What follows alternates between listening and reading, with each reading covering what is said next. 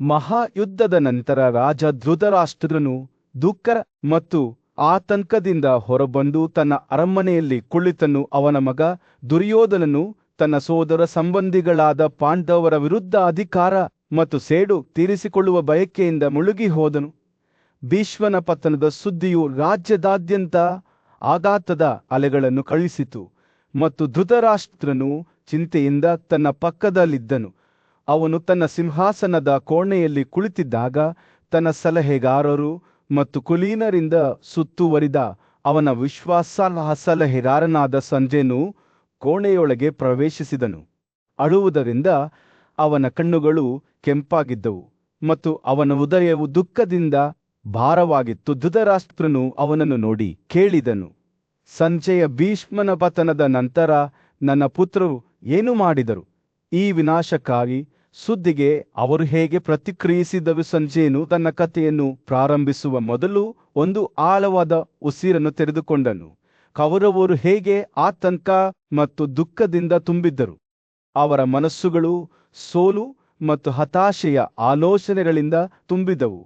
ಅವರು ತಮ್ಮ ಪೂಜ್ಯ ನಾಯಕನಾದ ಭೀಷ್ಮನಿಗಾಗಿ ಅಳುತ್ತಿದ್ದರು ಮತ್ತು ನಷ್ಟವನ್ನು ಭರಿಸಲು ಪ್ರಯತ್ನಿಸಿದರು. ಸಂಜಯನು ಮಾತನಾಡುವುದನ್ನು ಮುಂದುವರಿಸಿದಾಗ ಧೃತರಾಷ್ಟ್ರನ ಕಣ್ಣುಗಳು ಆತಂಕದಿಂದ ವಿಶಾಲವಾದವು.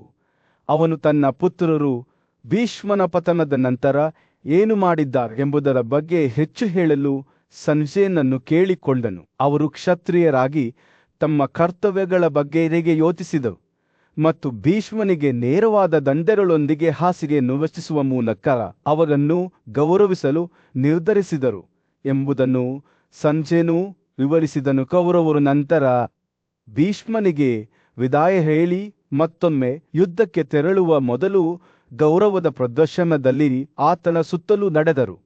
ಸೇನೆಯ ವಿಭಾಗಗಳು ರಕ್ಷಣೆಗೊಂಡವು ಮತ್ತು ಯುದ್ಧ ಭೂಮಿಯಲ್ಲಿ ಎರಡು ಪಡೆಗಳು ಭೇಟಿಯಾಗುತ್ತಿದ್ದಂತೆ ತುತ್ತೂರಿಗಳು ಮತ್ತು ಡ್ರಮ್ಗಳ ಶಬ್ದವು ಗಾಳಿಯನ್ನು ತುಂಬಿತು. ಸಂಜಯನ ಮಾತುಗಳು ಭೀಷ್ಮನ ಪತನದ ನಂತರ ಉಂಟಾದ ಅವ್ಯವಸ್ಥೆ ಮತ್ತು ವಿನಾಶದ ಸ್ಪಷ್ಟ ಚಿತ್ರಣವನ್ನು ಚಿತ್ರಿಸಿದವು.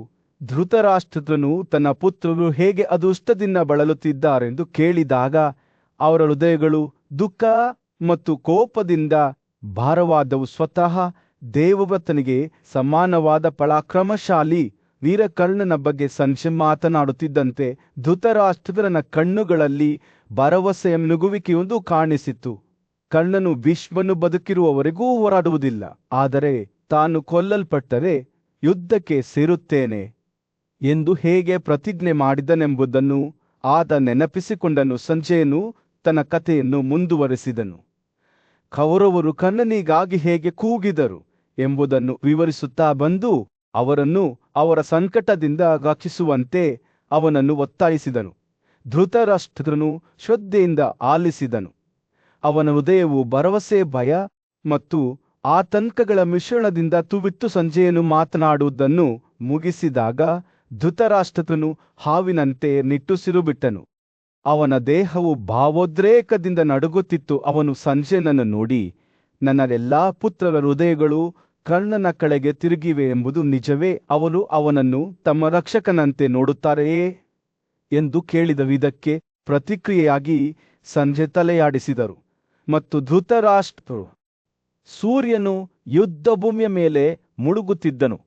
ಹತ್ಯಾಕಾಂಡದ ಮೇಲೆ ಚಿನ್ನದ ಹೊಳಪನ್ನು ಬೀರುತ್ತಿತ್ತು. ಸಂಜಯನು ರಾಜ ಧೃತರಾಷ್ಟ್ರನ ಪಕ್ಕದಲ್ಲಿ ನಿಂತು ಭೀಷ್ಮನ ಪತನದ ನಂತರ ನಡೆದ ಘಟನೆಗಳನ್ನು ವಿವರಿಸುತ್ತಿದ್ದನು. ಸಂಜಯ್ ಮಾತನಾಡುತ್ತಿರುವಾಗ ಅಧೀರಥನ ಮಗ ಕರ್ಣನು ಗಂಗಾ ನದಿಯ ಆರವಿಲ್ಲದ ನೀರಿನಲ್ಲಿ ತನ್ನ ರಥದ ಚಕ್ರಗಳು ಚಿಮ್ಮುತ್ತಾ ಮೈದಾನಕ್ಕೆ ಸವಾರಿ ಮಾಡುತ್ತಿದ್ದನು.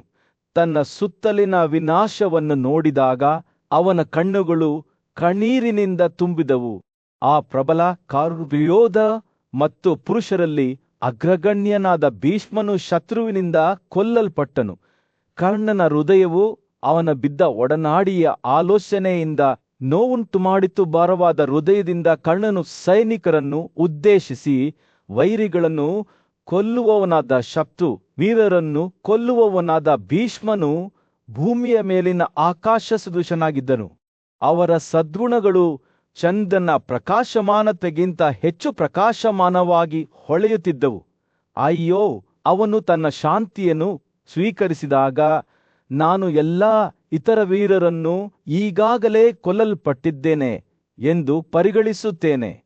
ಕರ್ಣನ ಮಾತುಗಳು ಬಿದ್ದ ಯೋಧನಿಗೆ ದುಃಖ ಮತ್ತು ಗೌರವದಿಂದ ತುಂಬಿವೆ. ಸಂಜಯನು ಹೇಳುವುದನ್ನು ಮುಂದುವರೆಸಿದಾಗ ಕರ್ಣನು ಧೃತರಾಷ್ಟ್ರರಿಗೆ ಸಾಂತ್ವನ ಹೇಳಲು ಪ್ರಾರಂಭಿಸಿದನು. ಅವರ ದುಃಖವನ್ನು ಶಮನಗೊಳಿಸಲು ಪ್ರಯತ್ನಿಸಿದನು. ಆದರೆ ಅವನ ಪ್ರಯತ್ನಗಳು ಅವರ ಕೂಗು ಮತ್ತು ಅಳುವಿಕೆಯನ್ನು ತೀವ್ರಗೊಳಿಸಿತು. ಅವರ ವಿಲಾಪಗಳ ಶಬ್ದವು ಯುದ್ಧಭೂಮಿಯಾದ್ಯಂತ ಪ್ರತಿಧ್ವನಿಸಿತು. ಇದು ಅವರು ಅನುಭವಿಸಿದ ವಿನಾಶಕಾರಿ ನಷ್ಟವನ್ನು ನೆನಪಿಸುತ್ತದೆ. ಆದಾಗ್ಯೂ ಯುದ್ಧವು ಉಲ್ಬಣಗೊಳ್ಳುತ್ತಿದ್ದಂತೆ ಕರ್ಣನ ವರ್ತನೆ ಬದಲಾಯಿತು. ಅವನು ಕೌರವ ವಿಭಾಗಗಳನ್ನು ಒಗ್ಗೂಡಿಸಿ ಅವರ ಧೈರ್ಯ ಮತ್ತು ದೃಢ ನಿಶ್ಚಯವನ್ನು ಪ್ರಚೋದಿಸುವ ಪದಗಳೊಂದಿಗೆ ಅವರನ್ನು ಮುನ್ನಡೆಸಿದನು. ಈ ಕ್ಷಣಿಕ ಜಗತ್ತಿನಲ್ಲಿ ಎಲ್ಲವೂ ಕ್ಷಣಿಕವಾಗಿದೆ ಎಂದು ಅವನು ಘೋಷಿಸಿದನು. ಇದರ ಬಗ್ಗೆ ಯೋಚಿಸುತ್ತಾ ನಾನು ಎಲ್ಲವನ್ನೂ ಕ್ಷಣಿಕವೆಂದು ಪರಿಗಣಿಸುತ್ತೇನೆ. ಕಣ್ಣಿನಲ್ಲಿ ತೀವ್ರವಾದ ಹೊಳಪಿನಿಂದ ಕಳ್ಳನು ಕುರು ಆತಿಥೇಯರನ್ನು ರಕ್ಷಿಸುವ ಪ್ರತಿಜ್ಞೆ ಮಾಡಿದನು.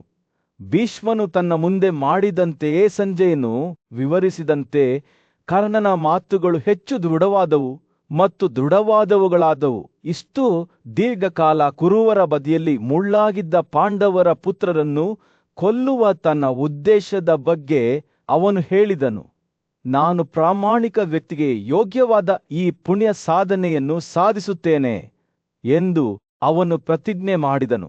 ಅಥವಾ ನನ್ನ ಜೀವನವನ್ನು ತ್ಯಜಿಸಿ ನಾನು ಭೀಷ್ಮನನ್ನು ಹಿಂಬಾಲಿಸುತ್ತೇನೆ. ಹೊಸ ಸಂಕಲ್ಪದೊಂದಿಗೆ ಕರ್ಣನು ತನ್ನ ರಥಚಾಲಕನಿಗೆ ತನ್ನನ್ನು ಯುದ್ಧಕ್ಕೆ ಸಿದ್ಧಪಡಿಸುವಂತೆ ಆದೇಶಿಸಿದನು. ಅವನು ಚಿನ್ನ ಮತ್ತು ಆಭರಣಗಳಿಂದ ಅಲಂಕರಿಸಲ್ಪಟ್ಟ ತನ್ನ ರಕ್ಷಾ ಕವಚವನ್ನು ಧರಿಸಿದನು ಮತ್ತು ಬೆಂಕಿ ಅಥವಾ ವಿಷದಂತೆ ಹೊಳೆಯುವ ಬಿಲ್ಲು ಮತ್ತು ಬಾಣಗಳಿಂದ ತನ್ನನ್ನು ಸಜ್ಜುಗೊಳಿಸಿದನು. ಆನೆಯ ಸುತ್ತಳತೆಯ ಚಿತ್ರವನ್ನು ಹೊಂದಿರುವ ಅವನ ಧ್ವಜವನ್ನು ಹೊರತರಲಾಯಿತು. ಅದರ ಹುಮಾಲೆಗಳು ಮತ್ತು ಮಸುಕಾಗುವ ಬೆಳಕಿನಲ್ಲಿ ಹೊಳೆಯುವ ತಂತಿಗಳ ಜಾಲ ಸೂರ್ಯನು ದಿಗಂತದ ಕೆಳಗೆ ಮುಳುಗಿದಾಗ ಕರ್ಣನು ತನ್ನ ಶತ್ರುಗಳನ್ನು ಎದುರಿಸಲು ಹೊರಟನು. ಅವರನ್ನು ಸೋಲಿಸಲು ಮತ್ತು ಕುರುಗಳಿಗೆ ವೈಭವವನ್ನು ತರಲು ನಿರ್ಧರಿಸಿದನು. ಕರ್ಣನು ಯುದ್ಧಕ್ಕಿಳಿಯುವುದನ್ನು ಸಂಜಯನು ನೋಡಿದನು. ಅವನ ಹೃದಯವು ಭಾವನೆಗಳ ಮಿಶ್ರಣದಿಂದ ತುಂಬಿತ್ತು. ಭೀಷ್ಮನ ಪತನದ ಬಗ್ಗೆ ದುಃಖ, ತನ್ನ ಜನರನ್ನು ರಕ್ಷಿಸುವ ದೃಢ ಸಂಕಲ್ಪ ಮತ್ತು ಕುರುಡರ ವಿರುದ್ಧ ಹೋರಾಡಲು ತೀವ್ರವಾದ ಸಂಕಲ್ಪ. ಸಂಜಯನು ಭರತರಲ ಪೂಜ್ಯ ಮಹಾತಾಯಿ ಭೀಷ್ಮನ ಬಿದ್ದರೂಪವನ್ನು ನೋಡುತ್ತಿರುವಾಗ ಸೂರ್ಯನು ಯುದ್ಧದಿಂದ ಹಾನಿಗೊಳಗಾದ ಭೂಪ್ರದೇಶದ ಮೇಲೆ ಅಪ್ಪಳಿಸಿದನು. ವೃದ್ಧ ಯೋಧನು ಬಾಣಗಳ ಹಾಸಿಗೆಯ ಮೇಲೆ ಸಾಷ್ಟಾಂಗ ನಮಸ್ಕಾರ ಮಾಡಿದನು. ಅವನ ದೇಹವು ಹೋರಾಟದ ಉಗ್ರತೆಗೆ ಸಾಕ್ಷಿಯಾಗಿದೆ. ಒಂದು ಕಾಲದಲ್ಲಿ ನೀತಿಯ ಬೆಂಕಿಯಿಂದ ಹೊಳೆಯುತ್ತಿದ್ದ ಅವನ ಕಣ್ಣುಗಳು ಈಗ ಮಂದ ಮತ್ತು ನಿರ್ಜೀವವಾಗಿ ಕಾಣುತ್ತಿದ್ದವು. ಪ್ರಬಲ ಗಾಳಿಯಿಂದ ಬರಿದಾಗುವ ವಿಶಾಲ ಸಮುದ್ರದಂತೆ ಸಂಜಯನು ಭೀಷ್ಮನ ಕರುಣಾಜನಕ ಸ್ಥಿತಿಯನ್ನು ನೋಡುತ್ತಿದ್ದಂತೆ ವಿಜಯದ ಎಲ್ಲಾ ಭರವಸೆಗಳು ಅವರ ಪತ್ರ ಮತ್ತು ಮನಸ್ಸಿನ ಶಾಂತಿಯೊಂದಿಗೆ ಕಣ್ಮರೆಯಾಗಿವೆ ಎಂದು ಅವನಿಗೆ ತಿಳಿದಿತ್ತು. ಜೀವನದ ಅಗಾಧ ಸಮುದ್ರದಲ್ಲಿ ಕಳೆದು ಹೋದವರಿಗೆ ಯಾವಾಗಲೂ ಮಾರ್ಗದರ್ಶಿ ಬೆಳಕಾಗಿದ್ದ ಆ ವೃದ್ಧ ಯೋಧ ಈಗ ಅಸಹಾಯಕ ಮತ್ತು ನಿಶ್ಚಲನಾಗಿದ್ದಾನೆ. ಅವನ ದೇಹವು ಬಾಣಗಳ ಕ್ಯಾನ್ವಾಸ್ ಆಗಿತ್ತು. ಯಮುನಾ ನದಿಯಂತೆ ನಿರಂತರವಾಗಿತ್ತು. ಪ್ರತಿಯೊಂದು ಅವನ ಪಟ್ಟುಬಿಡದ ಆತ್ಮಕ್ಕೆ ಸಾಕ್ಷಿಯಾಗಿದೆ. ಭೀಷ್ಮನ ಶ್ರೇಷ್ಠತೆಯ ಬಗ್ಗೆ ಮಾತನಾಡುವಾಗ ಸಂಜಯನ ಮಾತುಗಳು ಮೌನದಲ್ಲಿ ಪ್ರತಿಧ್ವನಿಸುತ್ತಿದ್ದವು. ಅಸಹನೀಯ ಶಕ್ತಿಯೊಂದಿಗೆ ಮೈನಕನಂತೆ ಕಾಣುತ್ತಿದ್ದ ಅವನು ಇಂದ್ರನಿಂದ ಕೆಳಗಿಳಿಸಲ್ಪಟ್ಟನು. ರುದ್ರನಿಂದ ಪ್ರಾಚೀನವನ್ನು ಸೋಲಿಸಿದ ನಂತರ ಅಚಿಂತ್ಯ ಇಂದ್ರನನ್ನು ಹೋಲುವ ಆ ಯೋಧ ವೃದ್ಧನ ಕಣ್ಣುಗಳು 1000 ಕತೆಗಳನ್ನು ಹಿಡಿದಿರುವಂತೆ ಕಾಣುತ್ತಿದ್ದವು. ಪ್ರತಿಯೊಂದು ಅವನ ಮುಖದ ಮೇಲೆ ಕೆತ್ತಿದವು. ಅಷ್ಟರಲ್ಲಿ ಅಧೀರಾತನ ಮಗ ಕರ್ಣನು ತನ್ನ ರಥದಿಂದ ಇಳಿದನು. ಅವನ ದುಃಖವು ಸ್ಪಷ್ಟವಾಗಿತ್ತು. ಅವನು ಕೈಗಳನ್ನು ಜೋಡಿಸಿ ಭೀಷ್ಮನ ಬಳಿಗೆ ಹೋದನು. ಅವನು ಮಾತನಾಡುವಾಗ ಅವನ ಧ್ವನಿಯು ನಡುಗುತ್ತಿತ್ತುವ, ನಾನು ಕರ್ಣವೋ ಭರತ, ನೀನು ಧನ್ಯನಾಗಿದ್ದೀಯ. ಪವಿತ್ರ ಪದಗಳಲ್ಲಿ ನನ್ನೊಂದಿಗೆ ಮಾತನಾಡಿ ನಿನ್ನ ಕಣ್ಣುಗಳನ್ನು ತೆರೆಯುತ್ತಾ ನನ್ನನ್ನು ನೋಡಿ. ವೃದ್ಧ ಯೋಧನ ನೋಟವು ಕರ್ಣನನ್ನು ಭೇಟಿಯಾಯಿತು. ಅವನ ಮುಖದ ಮೇಲೆ ಮಿನುಗುವ ಗುರುತಿಸುವಿಕೆಯ ಸುಳಿವು ಕರ್ಣನ ಮಾತುಗಳು ನದಿಯಂತೆ ಸುರಿಯುತ್ತಿದ್ದವು. ಅವನ ಭಾವನೆಗಳು ಕಚ್ಚಾ ಮತ್ತು ಕಡಿವಾಣವಿಲ್ಲದವು. ಓ ಕುರುಗಳಲ್ಲಿ ಅಗ್ರಗಣ್ಯನಾದ ನೀನು ನಿನ್ನಂತೆ ಖಜಾನೆಯನ್ನು ತುಂಬಲು, ಸಲಹೆ ನೀಡಲು ಅಥವಾ ಶಸ್ತ್ರಾಸ್ತ್ರಗಳನ್ನು ಚಲಾಯಿಸಲು ಸಮರ್ಥನಾದ ಯಾರನ್ನೂ ನಾನು ಕಾಣುತ್ತಿಲ್ಲ. ಭೀಷ್ಮನ ನಿಧನದ ಬಗ್ಗೆ ಮಾತನಾಡುವಾಗ ಅವನ ಧ್ವನಿಯು ದುಃಖದಿಂದ ಒದ್ದೆಯಾಯಿತು.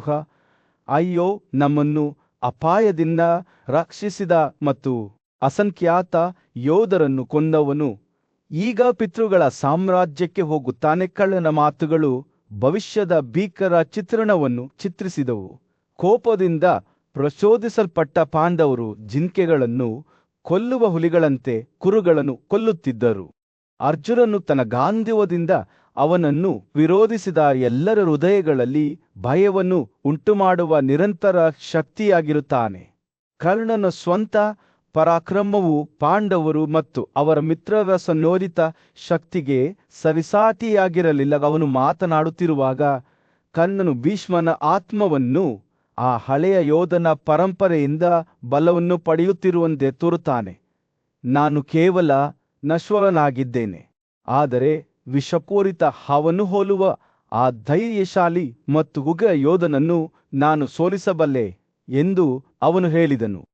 ಅವನ ಮಾತುಗಳು ಗಾಳಿಯಲ್ಲಿ ಸವಾಲಿನಂತೆ ತೂಗಾಡುತ್ತಿದ್ದವು. ಮಧ್ಯ ಪ್ರವೇಶಿಸಲು ಅದೃಷ್ಟದ ಧೈರ್ಯವಿದ್ದಂತೆ ಇದರಲ್ಲಿ. ಸಂಜಯನು ದುರ್ಯೋಧನನ ಮಗನ ಮುಂದೆ ನಿಂತಾಗ ಅವನ ಕಣ್ಣುಗಳು ಯುವ ಯೋಧ ಕರ್ಣನ ಮೇಲೆ ಮುಚ್ಚಿದವು. ವೃದ್ಧ ಮೊಮ್ಮಗ ಭೀಷ್ಮನು ತನ್ನ ಮುಖದ ಮೇಲೆ ಬೆಚ್ಚಗಿನ ನರುವಿನೊಂದಿಗೆ ಹತ್ತಿರ ಬಂದನು.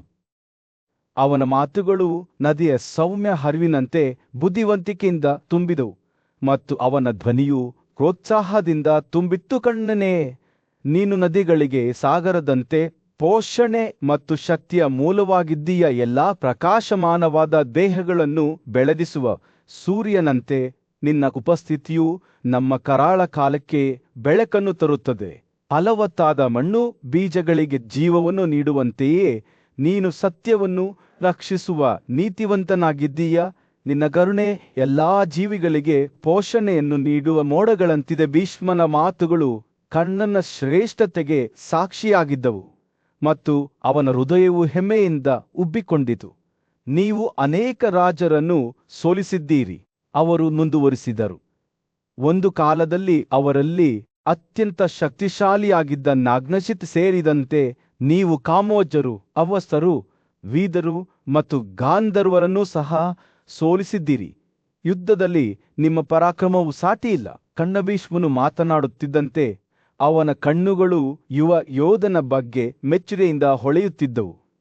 ನೀನು ನಮಗೆ ವಿಷ್ಣುವಿನಂತೆ ನಮ್ಮ ಯೋಗಕ್ಷೇಮವನ್ನು ನೋಡಿಕೊಳ್ಳುವ ರಕ್ಷಕ.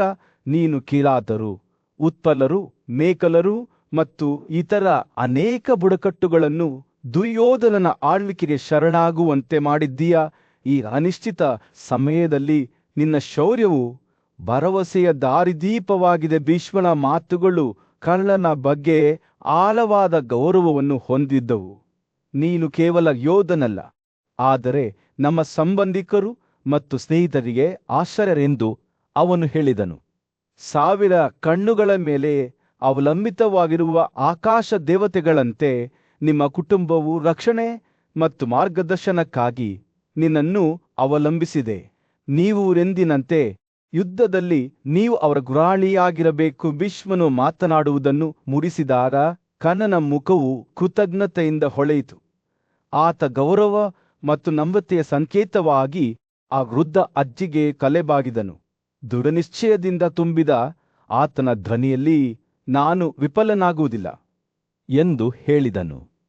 ನಾನು ನಮ್ಮ ಸೈನ್ಯವನ್ನು ಯುದ್ಧಕ್ಕೆ ಮುನ್ನಡೆಸುತ್ತೇನೆ ಮತ್ತು ದುರ್ಯೋಧನನಿಗೆ ವಿಜಯವನ್ನು ತರುತ್ತೇನೆ. ಭೀಷ್ಮನ ಆಶೀರ್ವಾದ ಇನ್ನೂ ಅವನ ಮನಸ್ಸಿನಲ್ಲಿ ಪ್ರತಿಧ್ವನಿಸುತ್ತಿದ್ದಾಗ ಕರ್ಣನು ಕೌರವ ಸೈನ್ಯದ ವಿಶಾಲವಾದ ಶಿಬಿರದ ಮೂಲಕ ಹಾದು ಹೋದನು.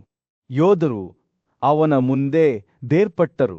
ಅವರನ್ನು ಯುದ್ಧಕ್ಕೆ ಕರೆದೊಯ್ಯಲು ಬಂದ ಪ್ರಬಲ ಶಸ್ತ್ರಸಜ್ಜಿತ ಯೋಧನ ಬಗ್ಗೆ ಸಂತೋಷ ಮತ್ತು ಮೆಚ್ಚುಗೆಯಿಂದ ಅವರ ಮುಖಗಳು ತುಂಬಿದ್ದವು. ಕರ್ಣನು ಸೇನೆಯ ಮುಖ್ಯಸ್ಥನಾಗಿ ತನ್ನ ಸ್ಥಾನವನ್ನು ಅಳಿಸಿಕೊಂಡಾಗ ಕೌರವರು ಹರ್ಷೋದ್ಗಾರ ಮತ್ತು ಗರ್ಜನೆಗಳ ಕೋಲಾಹಲದಿಂದ ಸ್ಫೋಟಿಸಿದರು.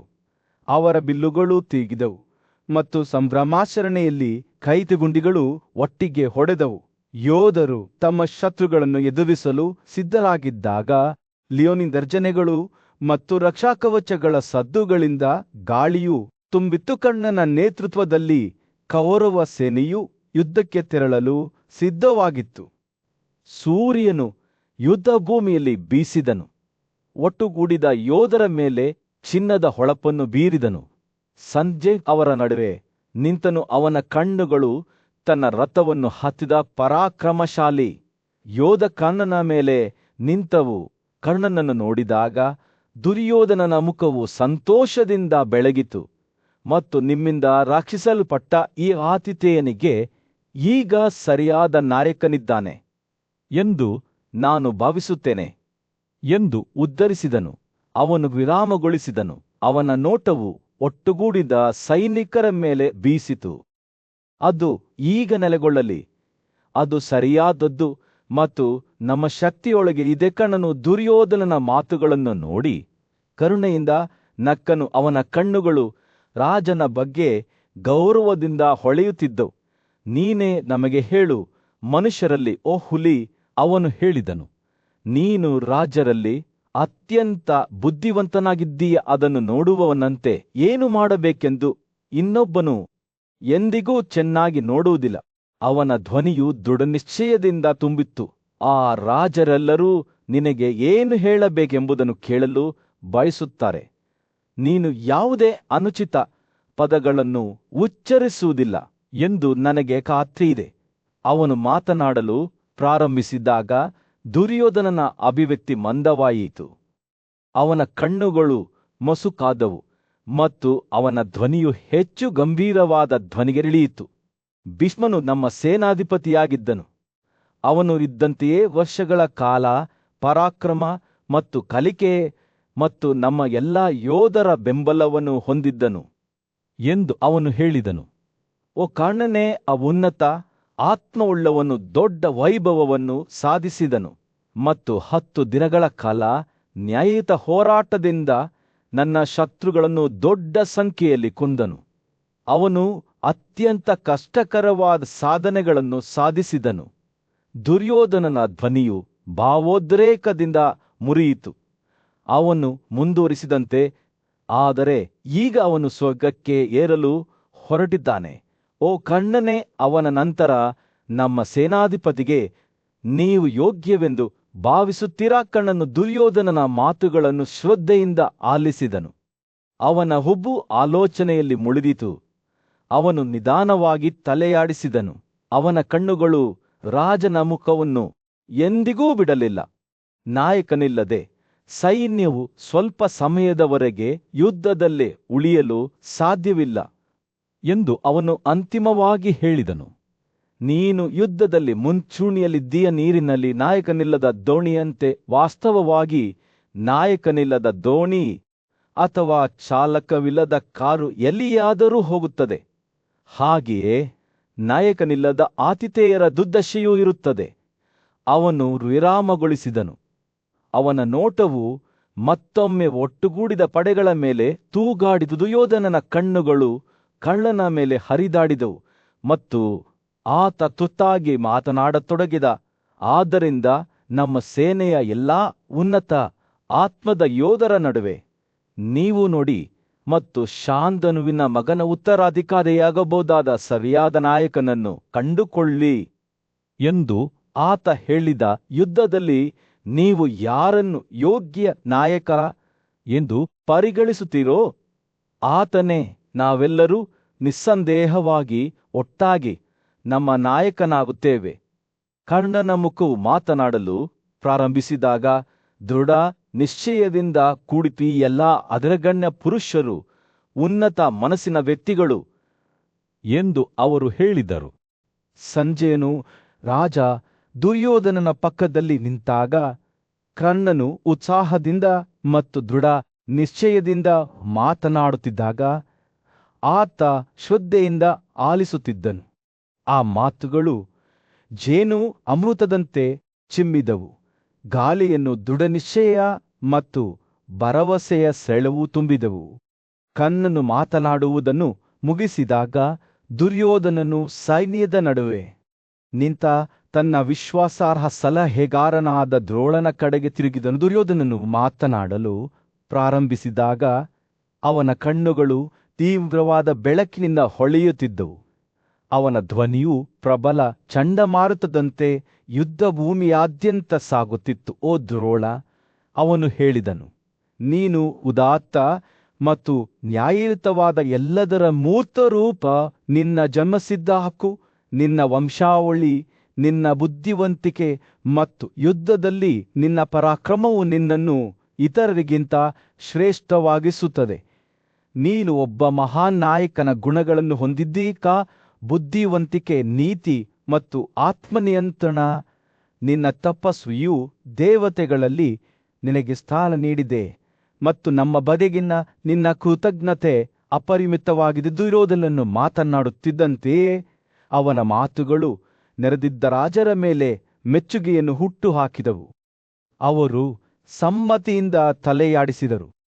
ಅವರ ಮುಖಗಳು ಬುದ್ಧಿವಂತ ಬ್ರಾಹ್ಮಣನ ಬಗ್ಗೆ ಭಯ ಮತ್ತು ಗೌರವದಿಂದ ತುಂಬಿದವು. ಓ ದ್ರೋಣನೇ, ನಮ್ಮನ್ನು ರಕ್ಷಿಸು. ದುರ್ಯೋಧನನು ಮುಂದುವರಿಸಿದನು.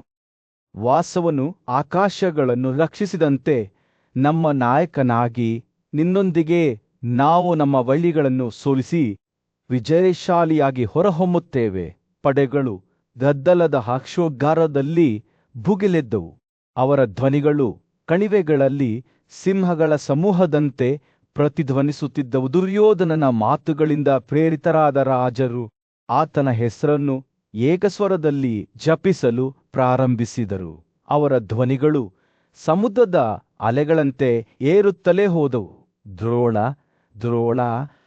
ಅವರು ತಮ್ಮ ನಾಯಕನನ್ನು ಆಶೀರ್ವದಿಸಲು ದೇವತೆಗಳನ್ನು ಆಹ್ವಾನಿಸಿದಂತೆ ಕೂಗಿದರು. ಸಂತೋಷ ಮತ್ತು ನಿರೀಕ್ಷೆಯಿಂದ ತುಂಬಿದ ಪಡೆಗಳು ಯುದ್ಧಕ್ಕೆ ತಮ್ಮ ಹೊಸ ಸೇನಾಧಿಪತಿಯನ್ನು ಹಿಂಬಾಲಿಸಲು ಉತ್ಸುಕರಾಗಿ ದೊಡ್ಡ ನದಿಯಂತೆ ಮುಂದೆ ಸಾಗಿದವು. ಆ ಗದ್ದಲ ಕಡಿಮೆಯಾಗುತ್ತಿದ್ದಂತೆ ದ್ರೋಣನು ಮುಂದೆ ಹೆಜ್ಜೆ ಹಾಕಿದನು.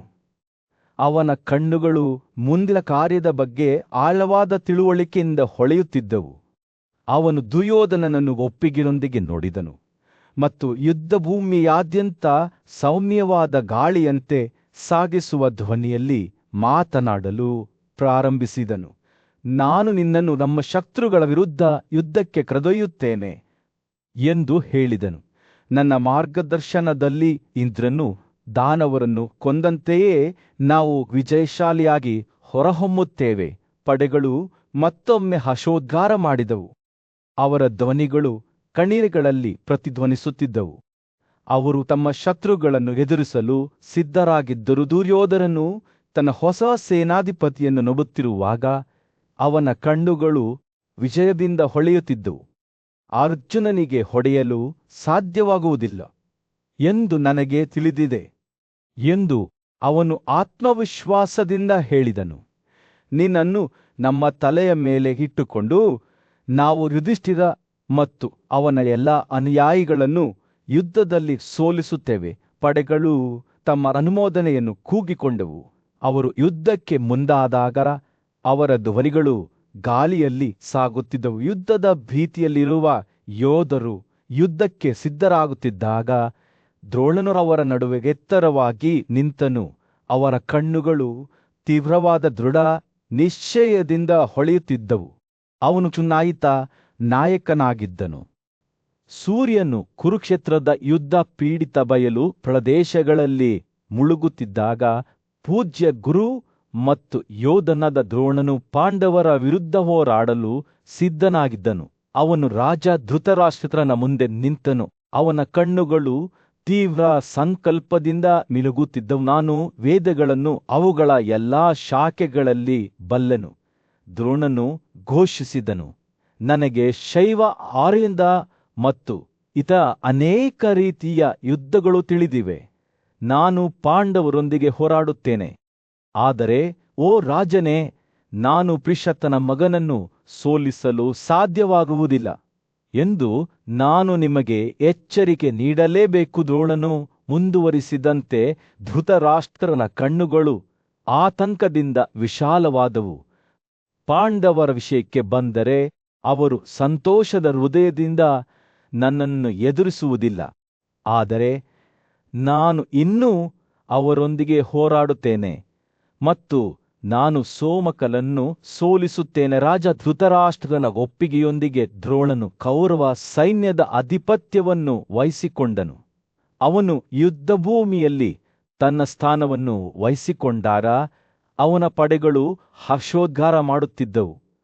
ಡ್ರಮ್ಗಳು ತೀವ್ರವಾದ ಲಯವನ್ನು ಬಾರಿಸುತ್ತಿದ್ದವು ಮತ್ತು ಶಂಖಗಳು ತಮ್ಮ ಜೋರಾದ ವಿಜಯೋತ್ಸವದ ಸ್ವರಗಳನ್ನು ಬಾರಿಸುತ್ತಿದ್ದವು. ದ್ರೋಣನು ತನ್ನ ಸೈನ್ಯವನ್ನು ಯುದ್ಧದಲ್ಲಿ ಸಜ್ಜುಗೊಳಿಸುತ್ತಿದ್ದಂತೆ ಯೋಧರ ಪಾದಗಳ ಕೆಳಗೆ ನೆಲವು ನಡುಗುತ್ತಿತ್ತು. ಗಾಳಿಯು ಡ್ರಮ್ಗಳ ಶಬ್ದದಿಂದ ಮತ್ತು ಉಕ್ಕಿನ ಮೇಲೆ ಉಕ್ಕಿನ ಘರ್ಷಣೆಯಿಂದ ತುಂಬಿತ್ತು. ಪರಾಕ್ರಮಶಾಲಿ ಕಾರು ಯೋಧ ಕರ್ಣನು ಸೂರ್ಯನಂತೆ ಹೊಳೆಯುವ ಆನೆಯ ಹಗ್ರದ ಪ್ರತಿಮೆಯನ್ನು ಹೊಂದಿದ್ದ ಕೌರವ ಸೈನ್ಯದ ಮುಂಚೂಣಿಯಲ್ಲಿ ನಿಂತನು. ಅರ್ಜುನನ ನೇತೃತ್ವದಲ್ಲಿ ಪಾಂಡವರು ತಮ್ಮ ಪಡೆಗಳ ತಲೆಯ ಮೇಲೆ ನಿಂತರು. ಅವರ ಧ್ವಜವು ಕೋತಿಗಳ ಸಾಧನದಿಂದ ಅಲಂಕರಿಸಲ್ಪಟ್ಟಿತ್ತು. ಎರಡು ಸೈನ್ಯಗಳು ಪರಸ್ಪರ ಮುಖಾಮುಖಿಯಾಗಿದ್ದವು. ಅವರ ಯೋಧರು ಯುದ್ಧಕ್ಕಾಗಿ ಉತ್ಸುಕರಾಗಿದ್ದರು. ಹೋರಾಟವು ಪ್ರಾರಂಭವಾದಾಗ ಅವರ ಪಾದಗಳ ಕೆಳಗೆ ಭೂಮಿಯು ನಡುಗಿತು ಮತ್ತು ಘರ್ಷಣೆಯಿಂದ ಉಂಟಾದ ಧೂಳಿನಿಂದ ಆಕಾಶವು ಕತ್ತಲಾಯಿತು. ಯುದ್ಧವು ತೀವ್ರಗೊಂಡಿತು. ದ್ರೋಣನು ಪಾಂಡವರ ವಿರುದ್ಧ ಬಾಣಗಳ ಚಂಡಮಾರುತವನ್ನು ಹಾರಿಸಿದನು. ಯಜ್ಞಸೇನನ ಮಗನಾದ ದುಷ್ಟದ್ಯುಮ್ನನು ತನ್ನದೇ ಬಾಣದ ಮಳೆಗಳಿಂದ ದ್ರೋಣನ ಸಾಲುಗಳನ್ನು ಮುರಿದನು. ಆದರೆ ಪ್ರಬಲ ಯೋಧನು ತನ್ನ ಸೈನ್ಯವನ್ನು ಒಟ್ಟುಗೂಡಿಸಿ ಮತ್ತೊಮ್ಮೆ ಮುಂದಕ್ಕೆ ಒತ್ತಿದನು. ಸೂರ್ಯನು ದಿಗಂತದ ಕೆಳಗೆ ಮುಳುಗಿ ಯುದ್ಧಭೂಮಿಯನ್ನು ರಕ್ತಸಿಕ್ತ ಹೊಳಪಿನಲ್ಲಿ ಮುಳುಗಿಸಿದಾಗ ದೇವರುಗಳೇ ಭೂಮಿಗೆ ಇಳಿದಂತೆ ತೋರುತ್ತಿತ್ತು. ಯುದ್ಧದ ಗದ್ದಲವು ಕಿವುಡರಾಗಿತ್ತು ಮತ್ತು ಗಾಳಿಯು ರಕ್ತ ಮತ್ತು ಬೆವರಿನ ದುರ್ವಾಸನೆಯಿಂದ ದಟ್ಟವಾಗಿತ್ತು. ದ್ರೋಣನ ರಥವು ಪಾಂಡವರ ಪಡೆಗಳನ್ನು ಗೋದ್ಯ ಮೂಲಕ ಕುಡುಗೋಲಿನಂತೆ ಭೇದಿಸಿ ಅದರ ಹಿನ್ನೆಲೆಯಲ್ಲಿ ವಿನಾಶವನ್ನು ಉಂಟುಮಾಡಿತು. ಪರಾಕ್ರಮಶಾಲಿ ಯೋಧನ ವೇಗ ಮತ್ತು ಕೌಶಲ್ಯವು ವಿಸ್ಮಯಕಾರಿಯಾಗಿತ್ತು ಮತ್ತು ಅವನ ಪಡೆಗಳು ಅಜಾಗರೂಕತೆಯಿಂದ ಯುದ್ಧದಲ್ಲಿ ಅವನನ್ನು ಹಿಂಬಾಲಿಸಿದವು. ಯುದ್ಧವು ತನ್ನ ಉತ್ತುಂಗವನ್ನು ತಲುಪುತ್ತಿದ್ದಂತೆ ದ್ರೋಣ ಮತ್ತು ಕೌರವರು ವಿಜಯಶಾಲಿಯಾಗುವುದನ್ನು ತಡೆಯಲು ಯಾವುದೂ ಸಾಧ್ಯವಿಲ್ಲವೆಂದು ತೋರುತ್ತಿತ್ತು.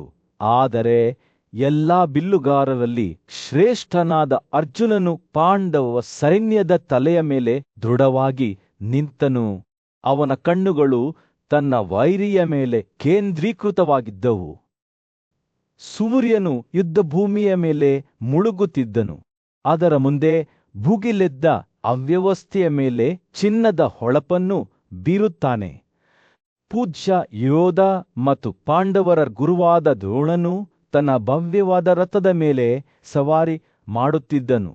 ಅವನ ಕೆಂಪು ಕುದುರೆಗಳು ಗಾಳಿಯಂತೆ ಬೀಸುತ್ತಿದ್ದವು.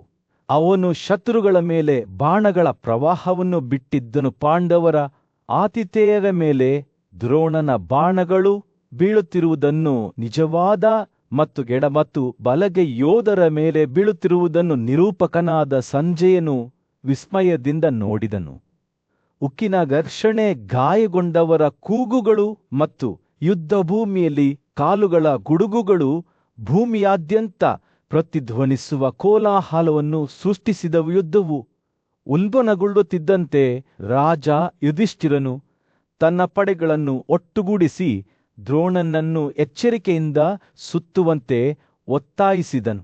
ತಮ್ಮ ಕಾಲದ ಇಬ್ಬರು ಶ್ರೇಷ್ಠ ಯೋಧರಾದ ಅರ್ಜುನ ಮತ್ತು ಧೃಷ್ಟದ್ಯುಮ್ನನು ಪೂಜ್ಯ ಗುರುವಿನ ವಿರುದ್ಧ ಆಕ್ರಮಣವನ್ನು ಮುನ್ನಡೆಸಿದರು.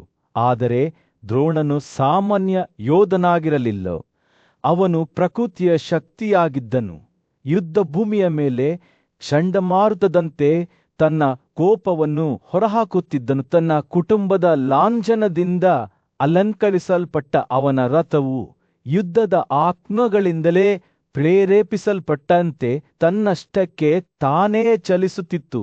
ದ್ರೋಣನ ಕೂದಲಿನ ಮೂಲಕ ಗಾಳಿ ಬೀಸುತ್ತಿತ್ತು ಮತ್ತು ಅವನು ಶತ್ರು ಯೋಧರನ್ನು ಸುಲಭವಾಗಿ ಸೋಲಿಸುವಾಗ ಅವನ ಕಣ್ಣುಗಳು ಒಳಗಿನ ಬೆಂಕಿಯಿಂದ ಹೊಳೆಯುತ್ತಿದ್ದವು. ಭೀಮ ಮತ್ತು ಅರ್ಜುನನ ನೇತೃತ್ವದಲ್ಲಿ ಪಾಂಡವರು ಈ ದಾಳಿಯ ವಿರುದ್ಧ ಶೌರ್ಯದಿಂದ ಹೋರಾಡಿದರು.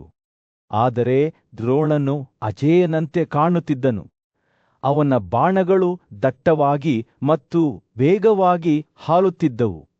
ಪದೇ ಪದೇ ನಿಜವಾದ ಹೊಡೆತವನ್ನು ನೀಡುತ್ತಿದ್ದವು ಮತ್ತು ಶತ್ರುಗಳನ್ನು ಭಯಭೀತರಾಗಿ ಹಿಮ್ಮೆಟ್ಟಿಸಿದವು. ಯುದ್ಧವು ತನ್ನ ಪರಾಕಾಷ್ಠೆಯನ್ನು ತಲುಪುತ್ತಿದ್ದಂತೆ ದ್ರೋಣನ ಮಾನದಂಡವು ಅವನ ಕುಟುಂಬದ ಲಾಂಛನದೊಂದಿಗೆ ಹೊಳೆಯುವ ಚಿನ್ನದ ಧ್ವಜ ಯುದ್ಧಭೂಮಿಯಾದ್ಯಂತ ನೃತ್ಯ ಮಾಡುವಂತೆ ತೋರುತ್ತಿತ್ತು.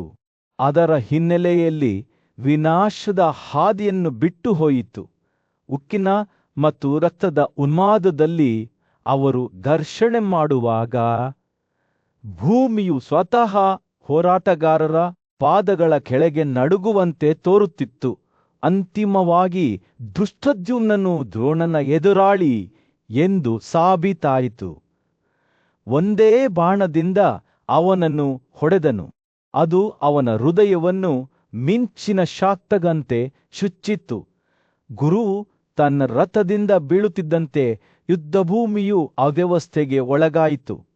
ಎರಡು ಕಡೆಯ ಯೋಧರು ಬಿದ್ದ ನಾಯಕನ ದೇಹವನ್ನು ಪಡೆಯಲು ಧಾವಿಸಿದರು. ದ್ರೋಣನ ನಿಧನದಿಂದ ದೇವರುಗಳೇ ಅಳುತ್ತಿರುವಂತೆ ತೋರುತ್ತಿತ್ತು ಮತ್ತು ಅವರ ಸಾಮೂಹಿಕ ದುಃಖದಲ್ಲಿ ಭೂಮಿಯು ನಡುಗುತ್ತಿತ್ತು. ಪಾಂಡವರು ವಿಜಯಿಯಾದರೂ ಆಯಾಸಗೊಂಡಿದ್ದರೂ ಯುದ್ಧದ ಕೊಳ್ಳೆಯನ್ನು ತಮ್ಮದಾಗಿಸಿಕೊಳ್ಳುವಾಗ ದೊಡ್ಡ ಗರ್ಜನೆ ಮಾಡಿದರು.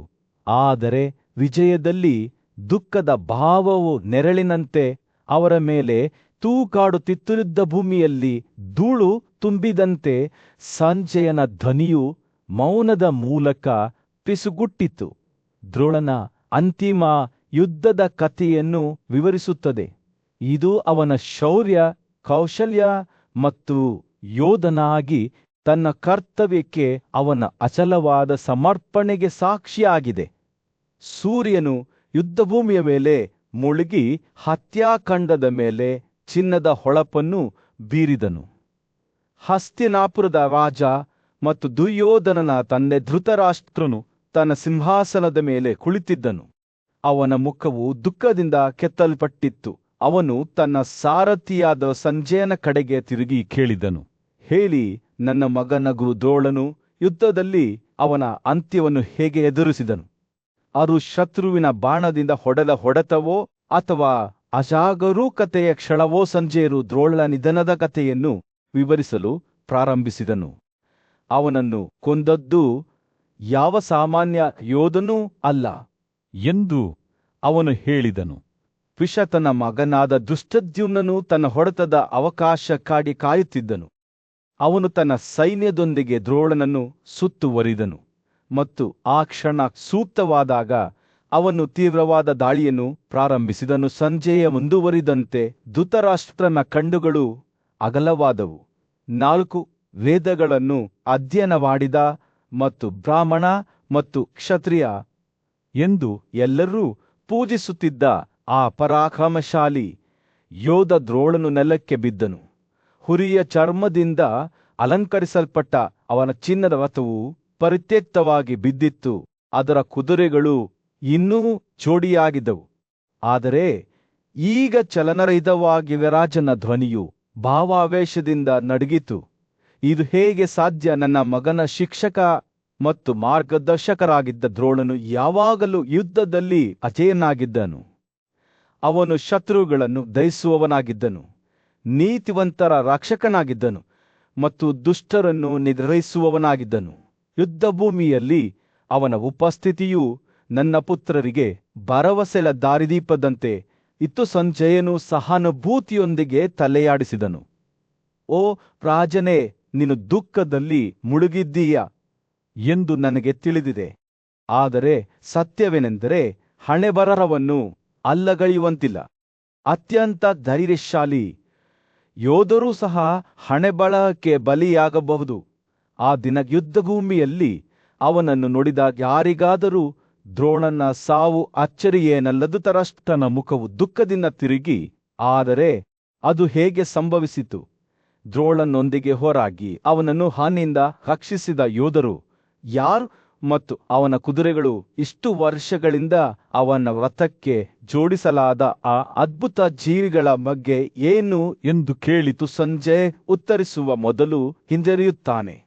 ಓ ರಾಜನೇ, ದೊಡ್ಡ ಯೋಧರೂ ಸಹ ಯುದ್ಧದ ಅಲೆಗೆ ಬಲಿಯಾಗಬಹುದು ಎಂಬುದು ಸತ್ಯ. ದ್ರೋಣನನ್ನು ಸುತ್ತುವರಿದ ಕೇಕೆಯರು, ಛೇದಿಗಳು, ಕರುಷರು, ಮತ್ಸ್ಯರು ಮತ್ತು ಇತರ ರಾಜರು ಹಾವಿನ ಮೇಲೆ ಇರುವೆಗಳಂತೆ ಅವನನ್ನು ಕಠಿಣವಾಗಿ ಒತ್ತಿದವು.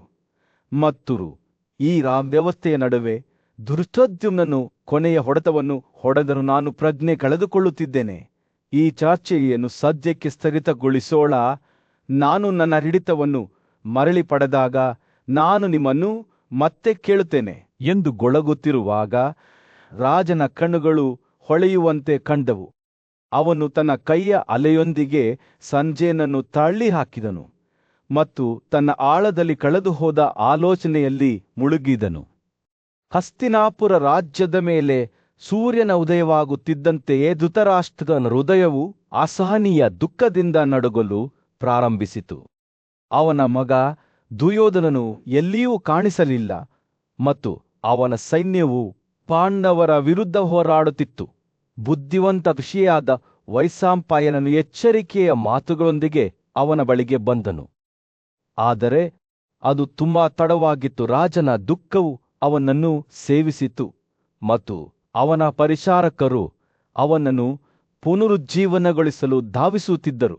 ಅವರು ಅವನಿಗೆ ಸುಗಂಧದ ನೀರನ್ನು ಚಿಮುಕಿಸಿ ಅವನನ್ನು ಸೌಮ್ಯವಾಗಿ ಹುರಿದುಂಬಿಸಿದಾಗ ರಾಜಮನೆತನದ ಹೆಂಗಸರು ಅವನನ್ನು ಸುತ್ತುವರೆದರು. ಅವರ ಧ್ವನಿಗಳು ಕಣ್ಣೀರಿನಿಂದ ಉಸಿರುಗಟ್ಟಿದವು. ಅವರು ಅವನ ಕೈಗಳನ್ನು ಉಜ್ಜಿದರು ಮತ್ತು ಅವನಿಗೆ ಕುಳಿತುಕೊಳ್ಳಲು ಸಹಾಯ ಮಾಡಿದರು. ಆದರೆ ಧೃತರಾಷ್ಟ್ರನು ತನ್ನ ಹತಾಶೆಯಲ್ಲಿ ಕಳೆದುಹೋದನು. ಚಲನರಹಿತನಾಗಿದ್ದನು. ಕಂಪನವು ಅವನ ದೇಹದ ಮೇಲೆ ಹಾದು ಹೋದಾಗ ಮಾತ್ರ ಅವನು ನಿಧಾನವಾಗಿ ಪ್ರಜ್ಞೆ ಮರಳಿದ್ದನು. ರಾಜನ ಕಣ್ಣುಗಳು ತೆರೆದವು ಮತ್ತು ಅವನು ಕೋಪ ಮತ್ತು ಹತಾಶೆಯ ಮಿಶ್ರಣದಿಂದ ವೈಶಂಪಾಯನನನ್ನು ನೋಡಿದ. ನನಗೆ ಹೇಳುರು, ಅವನು ಕೇಳಿದ. ನನ್ನ ಯೋಧರಲ್ಲಿ ಪಾಂಡವರನ್ನು ವಿರೋಧಿಸಿದವರು ಯಾರು? ಕುಂತಿಯ ಪರಾಕ್ರಮಶಾಲಿ ಮಗನಾದ ಅಜಾತಶತ್ರುವಿನ ವಿರುದ್ಧ ಯಾರು ನಿಂತರು? ಅವನು ಬಾಡಿಗೆ ದೇವಾಲಯಗಳೊಂದಿಗೆ ಆನೆಯಂತೆ ಯುದ್ಧಕ್ಕಿಳಿದರು. ಅವನ ಧ್ವನಿಯು ಕೋಪದಿಂದ ನಡುಗಿತು. ವೈಶಂಪಾಯನನು ಯುದ್ಧದ ಕಥೆಯನ್ನು ವಿವರಿಸಿದನು ಮತ್ತು ಧೃತರಾಷ್ಟ್ರನು ಶ್ರದ್ಧೆಯಿಂದ ಆಲಿಸಿದನು. ಅರ್ಜುನನು ತನ್ನ ಶತ್ರುಗಳ ಹೃದಯಗಳನ್ನು ಸುಲಭವಾಗಿ ಚುಚ್ಚಿದ ಅವನ ಪಟ್ಟುಬಿಡದ ಬಾಣಗಳ ಬಗ್ಗೆ ಕೇಳಿದನು. ಭೀಮಸೇನನ ನಿರಂತರ ಕೋಪವು ಅವನ ದಾರಿಯಲ್ಲಿ ನಿಂತ ಎಲ್ಲರನ್ನೂ ಹತ್ತಿಕ್ಕಿತ್ತು. ನಕುಲನ ತ್ವರಿತ ಮತ್ತು ಮೌನ ವಿಧಾನವು ಅವನು ಎದುರಿಸಿದವರ ಹೃದಯಗಳಲ್ಲಿ ಭಯವನ್ನು ಉಂಟುಮಾಡಿತ್ತು. ವೈಶಂಪಾಯನನ ಮಾತುಗಳನ್ನು ಕೇಳುವಾಗ ರಾಜನ ಮುಖವು ದುಃಖದಿಂದ ಕೂಡಿತ್ತು. ಅವನು ಪ್ರತಿ ಯೋಧನ ಬಗ್ಗೆ ಒಬ್ಬರನ್ನೊಬ್ಬರು ಕೇಳಿದನು. ಸತ್ಯಕಿ ಪ್ರಬಲ ಬಿಲ್ಲುಗಾರ ಸಹದೇವ ನಮ್ರತೆಯ ಮತ್ತು ಪಟ್ಟುಬಿಡದ ಶೌರ್ಯದ ರಾಜಕುಮಾರ ಯುಧಲ ಸವೀರ ರಾಜನ ಸೈನ್ಯವನ್ನು ಸುಲಭವಾಗಿ ಹತ್ತಿಕ್ಕಿದ ಮನುಷ್ಯರ ಗೂಳಿಕತೆಯು ತೆರೆದುಕೊಳ್ಳುತ್ತಿದ್ದಂತೆ ಧೃತರಾಷ್ಟ್ರನ ಹತಾಶೆ ಗಾಢವಾಗುತ್ತಾ ಹೋಯಿತು. ಅವನು ತನ್ನ ಸೈನ್ಯವು ಪಾಂಡವರಿಗೆ ಸರಿಸಮಾನವಾಗಿಲ್ಲ ಮತ್ತು ದೇವರುಗಳೂ ಸಹ ಅವರ ವಿರುದ್ಧ ಶಕ್ತಿಹೀನರಾಗುತ್ತಾರೆ ಎಂದು ಅರಿತುಕೊಂಡನು. ನನ್ನ ಯೋಧರು ಕೇವಲ ಮನುಷ್ಯರು ಎಂದು ಅವನು ವೈಶಂಪಾಯನನಿಗೆ ಪಿಸುಗುಟ್ಟಿದನು. ಗಾಂಧೀವವನ್ನು ದೈವಿಕ ವಾದ್ಯದಂತೆ ಬಳಸುವ ಅರ್ಜುನನಂತಹವರನ್ನು ಸೋಲಿಸಲು ಅವರು ಹೇಗೆ ಆಶಿಸುತ್ತಾರೆ ತನ್ನದೇ ಆದ ಪತನದ ಕಥೆಯನ್ನು ಕೇಳಿದಾಗ ರಾಜನ ಕಣ್ಣುಗಳು ಮೊಸುಕಾದವು. ಅವನು ತನ್ನನ್ನು ಮತ್ತು ತನ್ನ ಪುತ್ರರನ್ನು ಕೇವಲ ಗಾದೆಗಳಾಗಿ ನೋಡಿದನು. ಅವರ ಗ್ರಹಿಕೆಗೆ ಮೀರಿದ ಶಕ್ತಿಗಳಿಂದ ನಿಯಂತ್ರಿಸಲ್ಪಟ್ಟ ಆತದಲ್ಲಿ ಆದರೂ ಸೋಲಿನಲ್ಲೂ ಧೃತರಾಷ್ಟ್ರನು ತನ್ನ ಯೋಧರು ಗೌರವದಿಂದ ಹೋರಾಡಿದ್ದಾರೆ ಎಂಬ ಜ್ಞಾನದಲ್ಲಿ ಸಾಂತ್ವನ ಕಂಡನು. ಅವರ ಧೈರ್ಯವು ಅಗಾಧವಾದ ಪ್ರತಿಕೂಲತೆಗಳ ವಿರುದ್ಧ ಅಸಲವಾಗಿತ್ತು. ಸೂರ್ಯನು ದಿಗಂತದ ಕೆಳಗೆ ಮುಳುಗಿ ರಾಜ್ಯವನ್ನು ಚಿನ್ನದ ಹೊಳಪಿನಲ್ಲಿ ಮುಳುಗಿಸಿದಾಗ ಧೃತರಾಷ್ಟ್ರನ ಆಲೋಚನೆಗಳು ಅವನ ಮಗ ದುರ್ಯೋಧನನ ಕಡೆಗೆ ತಿರುಗಿದವು. ಯುದ್ಧವು ಕಳೆದು ಹೋಗಿದೆ ಎಂದು ಅವನಿಗೆ ತಿಳಿದಿತ್ತು ಮತ್ತು ಹಸ್ತಿನಾಪುರದ ಸಾಮ್ರಾಜ್ಯದ ಮೇಲೆ ಸೂರ್ಯನು ಮುಳುಗುತ್ತಿದ್ದಾಗ ಅಂಧರಾಜನಾದ ಧೃತರಾಷ್ಟ್ರನು ತನ್ನ ಕೋಣೆಯಲ್ಲಿ ತನ್ನ ಪರಿಚಾರಕರಿಂದ ಸುತ್ತುವರಿದಿದ್ದನು. ಅವನು ತನ್ನ ಸಾರಥಿ ಮತ್ತು ಸಲಹೆಗಾರನಾದ ಸಂಜಯನನ್ನು ಕರೆದು ಗೋವಿಂದ ಎಂದು ಕರೆಯಲ್ಪಡುವ ವಾಸುದೇವ ಕೃಷ್ಣನ ದಿವ್ಯ ಸಾಧನೆಗಳನ್ನು ವಿವರಿಸಿದನು. ಹೇ ಸಂಜಯ, ನನಗೆ ಹೇಳು, ಕೃಷ್ಣನ ಶೌರ್ಯ ಮತ್ತು ಪರಾಕ್ರಮದ ಕಥೆಗಳನ್ನು ಹೇಳು. ಯಮುನಾ ನದಿಯ ದಡದಲ್ಲಿರುವ ಕಾಡಿನಲ್ಲಿ ವಾಸಿಸುತ್ತಿದ್ದ ಶಕ್ತಿಶಾಲಿ ದಾನವನನ್ನು ಅವನು ಕೊಂದ ಸಮಯದ ಬಗ್ಗೆ ನಾನು ಕೇಳಲು ಬಯಸುತ್ತೇನೆ. ಕೃಷ್ಣನು ಆಗ ಕೇವಲ ಹುಡುಗನಾಗಿದ್ದನು, ಆದರೆ ಈ ಪ್ರಬಲ ವೈರಿಯನ್ನು ಕೊಲ್ಲುವ ಮೂಲಕ ತನ್ನ ಶಕ್ತಿಯನ್ನು ಪ್ರದರ್ಶಿಸಿದನು ಎಂದು ಧೃತರಾಷ್ಟ್ರನು ಹೇಳಿದನು. ಸಂಜಯನು ಈ ಕಥೆಯನ್ನು ಹೇಳಲು ಪ್ರಾರಂಭಿಸಿದನು. ನಿಮಗೆ ತಿಳಿದಿರುವಂತೆ, ಓ ರಾಜ, ಕೃಷ್ಣನನ್ನು ದನಗಾಹಿ ನಂದನು ಬೆಳೆಸಿದನು ಮತ್ತು ಅಲ್ಲಿಯೇ ಅವನು ತನ್ನ ಗಮನಾರ್ಹ ಶಕ್ತಿಯನ್ನು ಮೊದಲು ತೋರಿಸಿದನು. ಅವನು ತನ್ನ ಬರೀ ತೋಳುಗಳಿಂದ ಹಯಗ್ರೀವನನ್ನು ಕೊಂದು ಚಿಕ್ಕ ವಯಸ್ಸಿನಲ್ಲಿಯೇ ತನ್ನನ್ನು ತಾನು ಗಣನೆಗೆ ತೆಗೆದುಕೊಳ್ಳಬೇಕಾದ ಶಕ್ತಿಯೆಂದು ಸಾಬೀತುಪಡಿಸಿದನು. ರಾಜನೇ, ಕೃಷ್ಣನ ಪರಾಕ್ರಮಗಳು ಅಲ್ಲಿಗೇ ನಿಲ್ಲಲಿಲ್ಲ. ಅವನು ಪ್ರಲಂಬ, ನರಕ, ಜಂಬ ಮತ್ತು ಪೀತ ಸೇರಿದಂತೆ ಎಲ್ಲರೂ ತಮ್ಮ ನಂಬಲಾಗದ ಶಕ್ತಿಗೆ ಹೆಸರುವಾಸಿಯಾಗಿದ್ದ ಪ್ರಬಲ ಅಸುರರನ್ನು ಸಹ ಕೊಂದು ಹಾಕಿದನು. ತದನಂತರ ಸಹಜವಾಗಿ ಜರಾಸಂಧನಿಂದ ರಕ್ಷಿಸಲ್ಪಟ್ಟ ಪ್ರಬಲ ರಾಜನಾದ ಕಂಸನು ಇದ್ದನು. ಕೃಷ್ಣನು ತನ್ನ ಸ್ವಂತ ಪರಾಕ್ರಮದ ಸಹಾಯದಿಂದ ಯುದ್ಧದಲ್ಲಿ ಅವನೊಂದಿಗೆ ಹೋರಾಡಿದನು ಮತ್ತು ವಿಜಯಶಾಲಿಯಾಗಿ ಹೊರಹೊಮ್ಮಿದನು ಎಂದು ಸಂಜಯನು ಮುಂದುವರಿಸಿದನು. ಸಂಜಯನು ಮಾತನಾಡುವಾಗ ಧೃತರಾಷ್ಟ್ರನ ಮನಸ್ಸು ಕೃಷ್ಣನ ನಂಬಲಾಗದ ಸಾಧನೆಗಳನ್ನು ಪ್ರತ್ಯಕ್ಷವಾಗಿ ನೋಡಿದ ಸಮಯಕ್ಕೆ ತಿರುಗಿತ್ತು. ಕೃಷ್ಣನು ಹೇಗೆ ಏಕಾಂಗಿಯಾಗಿ ಸೂರಸೇನನ ರಾಜ ಸುನಮನ್ ಮತ್ತು ಅವನ ಇಡೀ ಸೈನ್ಯವನ್ನು ಸೋಲಿಸಿದನೆಂಬುದನ್ನು ಅವನು ನೆನಪಿಸಿಕೊಂಡನು. ಆಮೇಲೆ ಕೃಷ್ಣನು ಗಾಂಧಾರಗಳ ರಾಜನ ಮಗಳನ್ನು ತನ್ನ ವಧುವಾಗಿ ಹೊತ್ತುಕೊಂಡು ಎಲ್ಲ ರಾಜರನ್ನು ತನ್ನ ಸ್ವಂತ ಇಚ್ಛೆಯಿಂದ ಸೋಲಿಸಿದ ಕಾಲವೊಂದಿತ್ತು. ಕೋಪಗೊಂಡ ಆ ರಾಜರನ್ನು ಕುದುರೆಗಳಂತೆ ಅವನ ಮದುವೆಯ ಕಾರಿಗೆ ಜೋಡಿಸಿ ಚಾವಟಿನಿಂದ ಗಾಯಗೊಳಿಸಲಾಯಿತು ಎಂದು ಸಂಜಯನು ಹೇಳಿದನು. ಧೃತರಾಷ್ಟ್ರನು ಭಯದಿಂದ ತಲೆ ಅಲ್ಲಾಡಿಸಿದನು. ಸೈನ್ಯದ ಪೂರ್ಣ ಅಕ್ಷೌಹಿಣಿಯ ಅಧಿಪತಿಯಾದ ಜರಾಸಂಧನನ್ನು ಕೃಷ್ಣನು ಇನ್ನೊಬ್ಬನ ಸಾಧನದ ಮೂಲಕ ಹೇಗೆ ಕೊಲ್ಲುವಂತೆ ಮಾಡಿದನೆಂಬುದನ್ನು ನೆನಪಿಸಿಕೊಂಡನು ಮತ್ತು ಚದಿರಲ ವೀರರಾಜನನ್ನು ಅವನು ಯಾವುದೋ ಪ್ರಾಣಿಯಂತೆ ಅರ್ಧದ ಬಗ್ಗೆ ಅವನ ವಿವಾದದ ಸಂದರ್ಭದಲ್ಲಿ ಕೊಂದ ಸಮಯವೂ ಇತ್ತು. ಸಂಜಯನು ತನ್ನ ಕಥೆಯನ್ನು ಮುಂದುವರಿಸುತ್ತಿದ್ದಂತೆ ಧೃತರಾಷ್ಟ್ರನ ಆಲೋಚನೆಗಳು ಪಾಂಡವರು ಮತ್ತು ಕೌರವರ ನಡುವಿನ ಮುಂಬರುವ ಯುದ್ಧದ ಕಡೆಗೆ ತಿರುಗಿತ್ತು.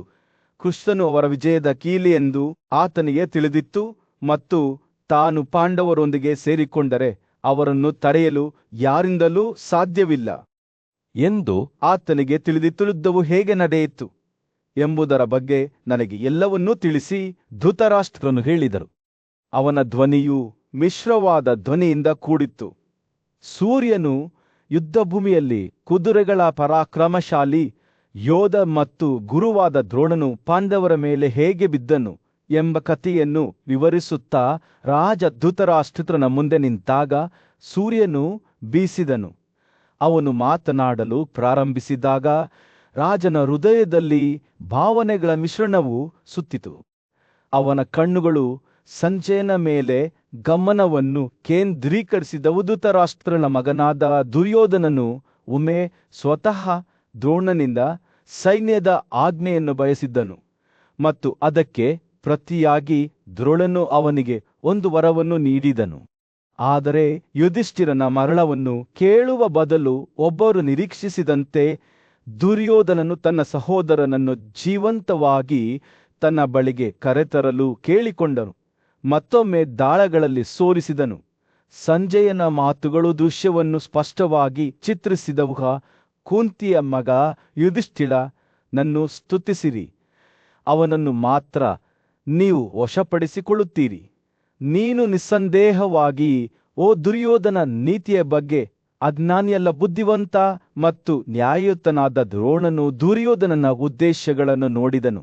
ಯುಧಿಷ್ಠಿರನು ನ್ಯಾಯಯುತ ರಾಜನಾಗಿದ್ದನು, ಎಲ್ಲರಿಗೂ ಪ್ರಿಯನಾಗಿದ್ದನು ಮತ್ತು ಅವನ ಮರಣವು ಕೌರವರಿಗೆ ಯಾವುದೇ ವಿಜಯವನ್ನು ತರುವುದಿಲ್ಲ ಎಂದು ಅವನಿಗೆ ತಿಳಿದಿತ್ತು.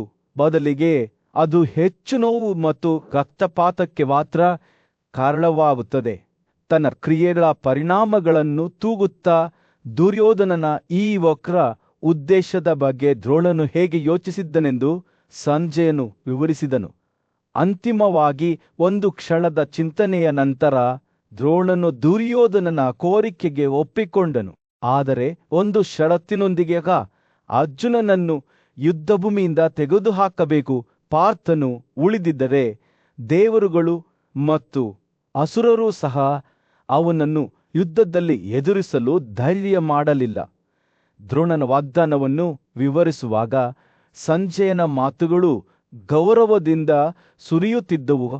ವೀರ ಅರ್ಜುನನು ಯುದ್ಧದಲ್ಲಿ ಯುಧಿಷ್ಠಿರನನ್ನು ರಕ್ಷಿಸದಿದ್ದರೆ ಹಿರಿಯ ಪಾಂಡವನನ್ನು ಈಗಾಗಲೇ ನಿಮ್ಮ ನಿಯಂತ್ರಣಕ್ಕೆ ತರಲಾಗಿದೆ ಎಂದು ನೀವು ಭಾವಿಸಬಹುದು. ಸಂಜಯನು ತನ್ನ ಕಥೆಯನ್ನು ಮುಂದುವರಿಸಿದಾಗ ದುರ್ಯೋಧನನಿಗೆ ಪಾಂಡವರ ಬಗೆಗಿನ ದ್ರೋಣನ ಪಕ್ಷಪಾತದ ಬಗ್ಗೆ ಮೊದಲಿನಿಂದಲೂ ತಿಳಿದಿತ್ತು ಎಂಬುದು ಸ್ಪಷ್ಟವಾಯಿತು.